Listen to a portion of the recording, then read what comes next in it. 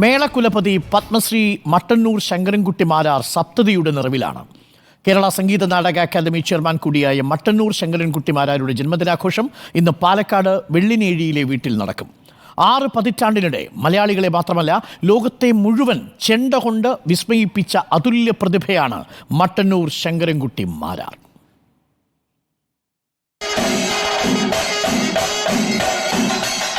ചിരിച്ചുകൊണ്ട് ചെണ്ടമേളത്തിൽ കൊട്ടിക്കയറുന്ന, തായമ്പക കൊണ്ട് മലയാളികളെ വിസ്മയിപ്പിച്ച കേരളത്തിന്റെ സ്വന്തം മേളപ്രമാണി മട്ടന്നൂർ ശങ്കരൻകുട്ടി മാരാർ ഇന്ന് സപ്തതി ആഘോഷങ്ങളുടെ സന്തോഷത്തിലാണ്. 8ാം വയസ്സിൽ തുടങ്ങിയ മേളപ്പെരുക്കം കൊണ്ട് ചെണ്ടവാദ്യത്തെ ജനകീയമാക്കി. സിംഗിൾ തായമ്പകയിൽ തനതായ ശൈലി രൂപപ്പെടുത്തി. കല്ലൂർ രാമൻകുട്ടി മാരാർക്കൊപ്പം ചേർന്നുള്ള ഇരട്ട തായമ്പക കൊണ്ട് മലയാളികളെ ഇളക്കിമറിച്ചു. മക്കളോടൊപ്പം ട്രിപ്പിൾ തായമ്പകയുമായി സഞ്ചരിച്ച ചെണ്ടമേളം ലോകം മുഴുവനും എത്തിച്ചു.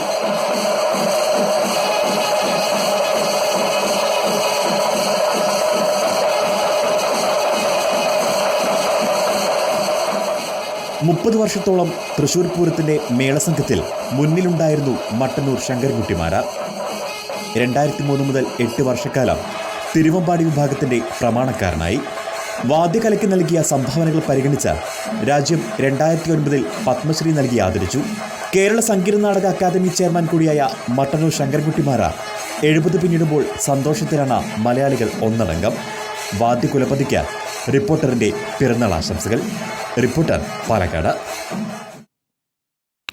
മട്ടന്നൂരിൻ്റെ മേളം കണ്ടു തന്നെ അറിയണം അല്ലേ?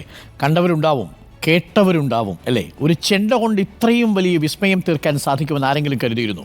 ഇന്ന് ലോകം മുഴുവൻ മലയാളികൾ എവിടെയുണ്ടോ അവിടെയുള്ളവർക്കെല്ലാം മട്ടന്നൂർ ശങ്കരൻകുട്ടി മാരാർ എന്ന് പറഞ്ഞാൽ ടൺ ടൺ ട്രാങ് അല്ലേ?